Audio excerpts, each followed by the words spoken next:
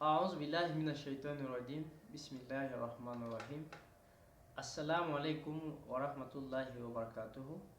Chers téléspectateurs et téléspectatrices, nous vous avons souhaité la paix, les miséricordes et la bénédiction d'Allah sur vous. Nous prions aussi sur le bien-aimé Rasulullah Muhammad sallallahu alayhi wa sallam.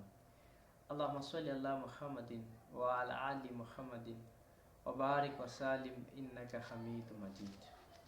Par la grâce d'Allah, nous vous amenons encore un nouveau article. Nous allons parler aujourd'hui sur le mariage en islam. Nous vous demandons de suivre jusqu'à la fin, de partager, de vous abonner massivement sur notre chaîne YouTube afin de ne pas manquer nos prochains articles, Inch'Allah. Allah, le Tout-Puissant, a parlé du mariage dans le Saint-Coran. Il y a plusieurs versets qui parlent de ce sujet. J'en ai choisi un. Allah dit dans le Saint-Coran, chapitre 30, verset 22 ou verset 21 dans d'autres versets coraniques. وَمِنْ آيَاتِهِ أَنْ خَلَقَ لَكُم مِّنْ أَنفُسِكُمْ أَزْوَاجًا لِتَسْكُنُوا إِلَيْهَا وَجَعَلَ بَيْنَكُمْ مَوَدَّةً وَرَحْمَةً إِنَّ فِي ذَلِكَ لَآيَاتٍ لِقَوْمٍ يَتَفَكَّرُونَ.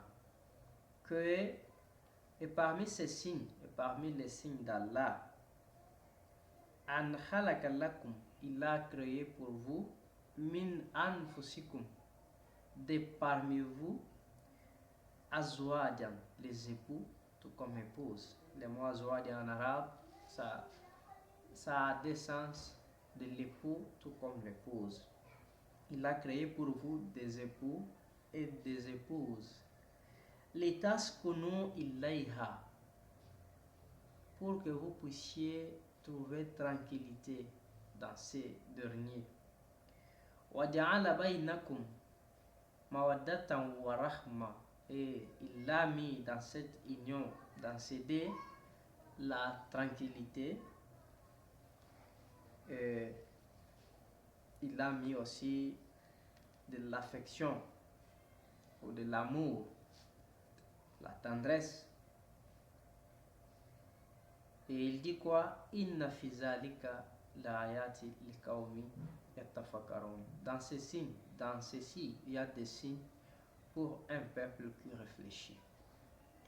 Donc, Allah le Tout-Puissant, qui est le premier initiateur de cette union du couple, de mariage, il nous a donné en avance les raisons pour lesquelles on doit être en couple. Il nous a donné l'importance de cette union. Il a créé pour les hommes des femmes et pour des femmes des hommes, afin que lorsque ces deux se rencontrent, qu'ils puissent et tous trouver de tranquillité d'esprit, qu'ils puissent et tous trouver de l'amour, de l'affection et tendresse l'un pour l'autre. Donc cela veut dire que le mariage ne doit pas être une source de malédiction pour les uns, une source d'inquiétude pour les uns, une source de... Donc quelqu'un qui s'engage dans le mariage, après une année, 2 ans, il commence à se plaindre. Non, Allah a fait à ce que l'homme puisse trouver la tranquillité, la tendresse, l'amour, l'affection dans la femme, et que la femme aussi puisse trouver ces mêmes choses dans l'homme. C'est ça au moins. Allah, le Tout-Puissant, dans un autre verset du Coran, il dit Hunna libasu lakum wa antum libasu lahunna. Les femmes sont pour vous comme un vêtement. Et vous, vous êtes aussi pour elles comme un vêtement. Ce sont là d'autres révélations coraniques par rapport au mariage. Donc, avant de vous engager dans le mariage, vous devez quand même être motivé par l'importance. On est attiré par l'importance, par l'avantage de quelque chose. Donc, Allah est en train d'évoquer les mots libas, vêtements. Un homme est comme un vêtement pour sa femme et la femme aussi comme un vêtement pour son mari. Ça ne veut pas dire que littéralement qu'ils sont des vêtements, non. Allah veut évoquer l'importance d'un vêtement. Quand, comme je suis en train de porter tel que je suis, ces vêtements, ça m'est utile à quoi? D'abord, ça couvre mon imperfection, ça me couvre du froid, ça me protège de la poussière, beaucoup d'autres importances que je ne peux pas énumérer.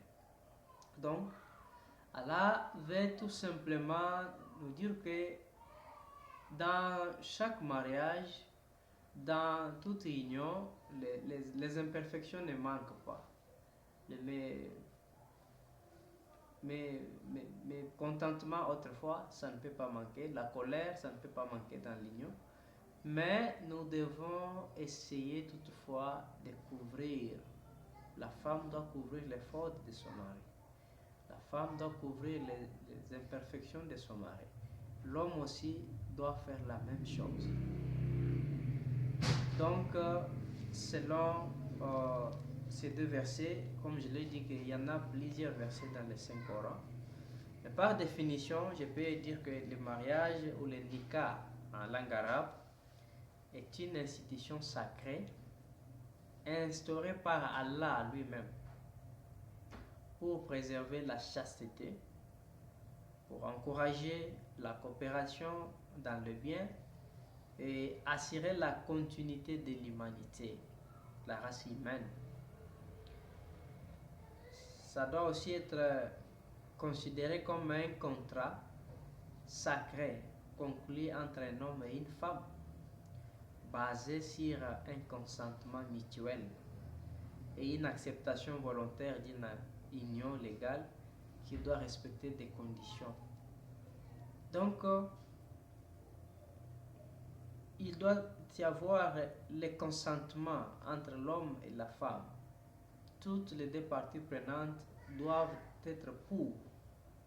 C'est pourquoi, en islam, le mariage ne peut pas en quelque sorte forcer. Un homme, un parent, ne peut pas forcer sa fille à être prise en mariage qu'à telle personne qu'il désigne, non. Le Coran dit aussi que Fankihu ma toaba lakum minan nisa.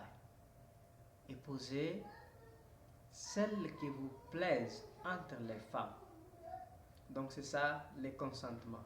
On doit épouser une femme qui plaît, qui est en quelque sorte une joie pour son mari, qui est un délice des yeux de son mari ou des yeux de son épouse.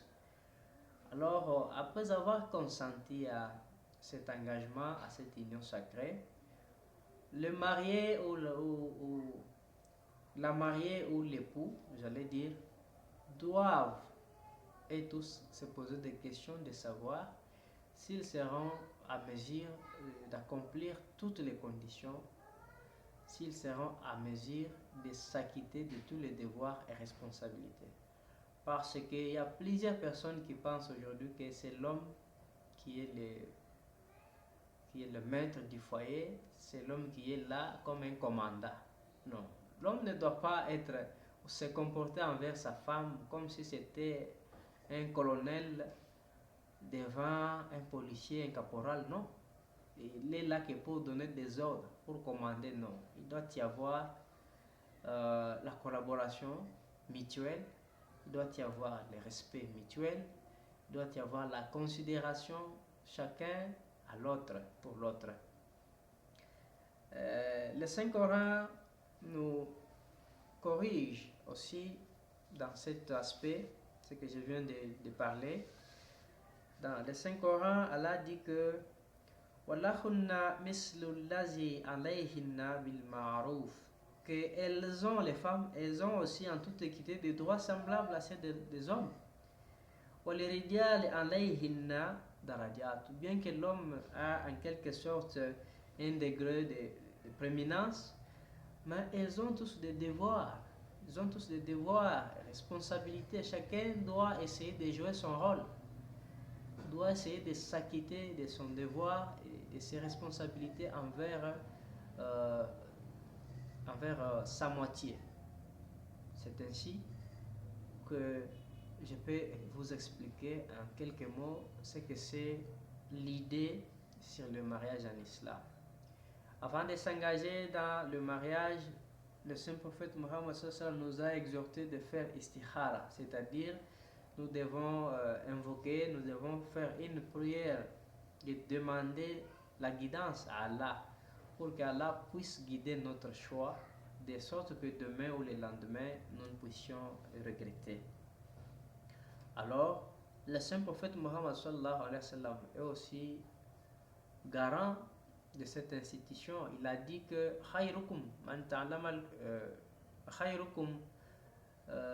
il a dit que le meilleur d'entre vous, celui qui est meilleur de parmi vous est celui qui est meilleur en traitement de sa femme. Et moi je suis le meilleur de vous en ce qui concerne la façon dont je traite ma famille. Donc selon le prophète sallallahu alayhi wa sallam, celui qui est meilleur de parmi les autres est celui qui traite bien sa famille.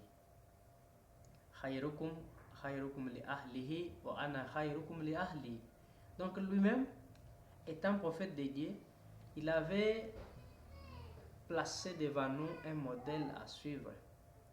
Il s'est pointé du doigt sur sa poitrine pour dire que je suis meilleur de vous en ce qui concerne le bon traitement de ma famille. Donc il est le modèle à suivre pour nous. Allah lui a placé devant nous en disant qu'il est le modèle à suivre pour nous. لقد كان لكم في رسول الله أسوة حسنة لمن كان يرجو الله واليوم الآخر وذكر الله كثيرا. Nous devons tout faire pour suivre le prophète de l'islam en ce qui concerne la meilleure façon de traiter sa famille.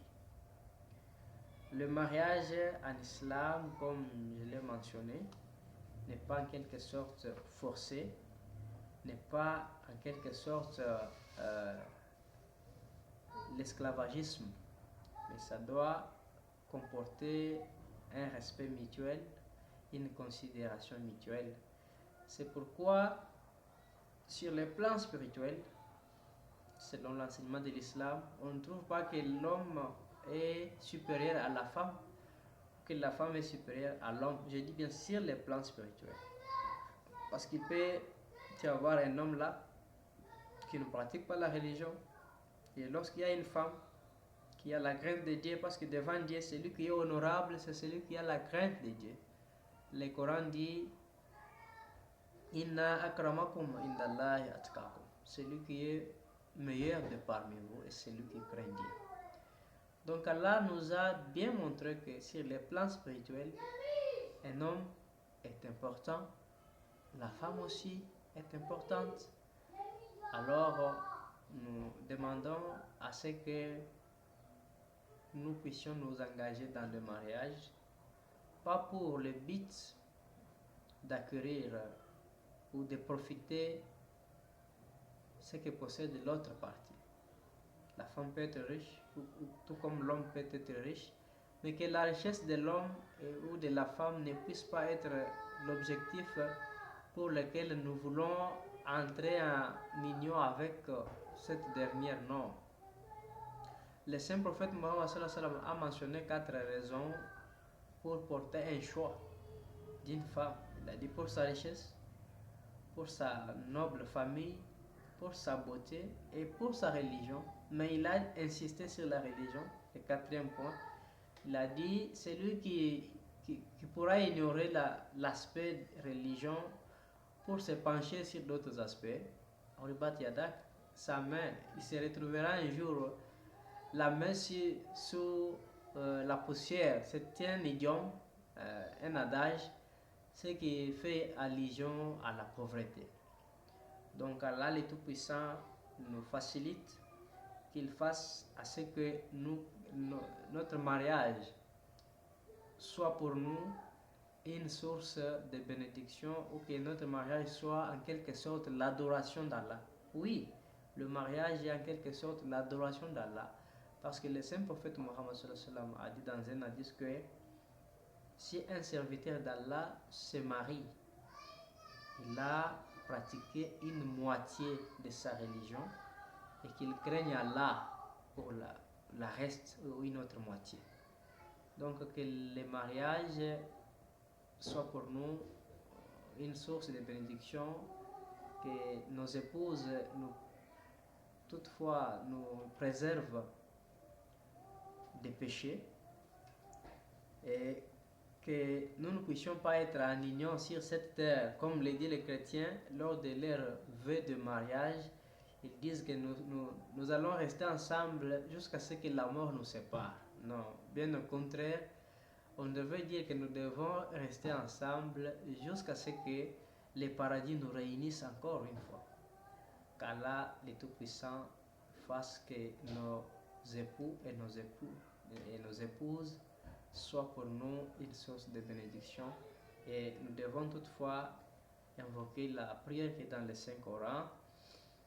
Rabbi Janlil Azwadina wa Zuriyatina Kuratul Ayun, que nos femmes, que nos épouses, que nos époux soient pour nos yeux les délices lorsque nous voyons notre femme, notre époux, que ça puisse être pour nous une source de bénédiction, de tranquillité, de joie, et non une malédiction. Qu'Allah fasse que tous ceux qui se sont déjà mariés puissent être utiles l'un à l'autre, et qu'il fasse à ce que tous ceux qui ne se sont pas encore mariés puissent tomber sur un bon choix. Wa akhir da'wana alhamdulillahi rabbil alamin. Wassalamu alaikum wa rahmatullahi wa barakatuh.